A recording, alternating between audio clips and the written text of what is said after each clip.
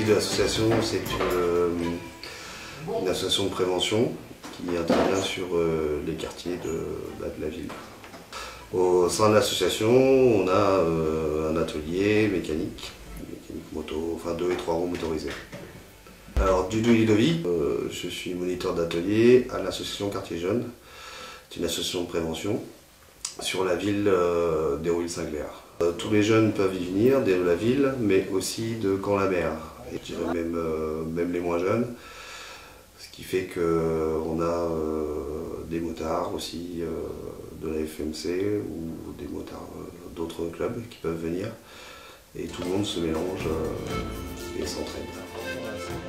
Le prix de l'adhésion à l'année est de 10 €. L'association a été créée il y a une trentaine d'années à peu près sur la ville pour ce qui était de la prévention générale. Après, l'atelier a été créé suite à un constat fait dans les quartiers que des jeunes travaillaient à préparer leur véhicule sur les trottoirs avec pas forcément les outils adaptés.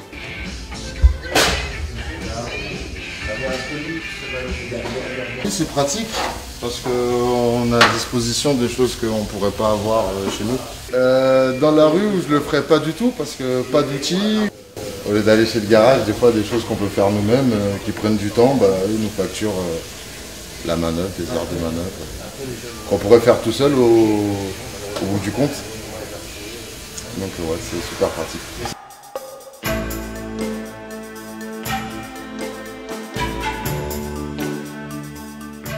La recherche de financement s'est fait en même temps en fait. C'est-à-dire qu'une fois qu'on a eu les clés, recherche de financement pour les travaux. Donc ça a été quasiment aussitôt. Donc ça a mis, je dirais, 18 mois, oui, entre les moments où on a eu les clés du local et l'ouverture du local. On a proposé le projet à la mairie, elle était partante. Nous avons dû faire des différents chantiers éducatifs pour le remettre en état et le rendre aux normes pour l'accueil du public. Divers financements, donc ça a été la préfecture, le PDASR, ça a été la mutuelle des motards, ça a été la fondation Le Galet Bouchard, ça a été la CAF, le Fonds interministériel de la prévention de la délinquance, qui a financé une bonne partie des chantiers éducatifs pour la réhabilitation du local. Donc, dans un premier temps, on a ouvert expérimentalement au mois de juillet l'année dernière. On est parti sur juste le mercredi après-midi, de 14 h à 18 h. Et on était parti sur un créneau le vendredi soir de 17 à 19. Donc ça en phase expérimentale jusqu'au mois de mars, depuis fin avril. On a un autre salarié, ce qui fait qu'on ouvre tous les après-midi du mardi au samedi de 14 h à 19 h. La gestion, quasiment tout le temps, c'est par des salariés. En soutien, il y a des bénévoles de la FMC. Enfin, tout le monde vient quand il veut en fait. Mais il y a les salariés tout le temps sur place.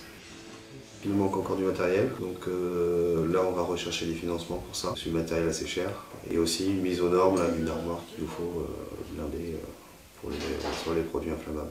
On a la deuxième partie du local qui doit être orientée vers l'espace culturel, enfin ce qu'on appelle l'espace culturel, donc on a l'aménagement encore à terminer. Notre public va de 11 ans à 77 ans et plus, et pour ce qui est au-delà de 16 ans, on leur fait une formation, double outillage.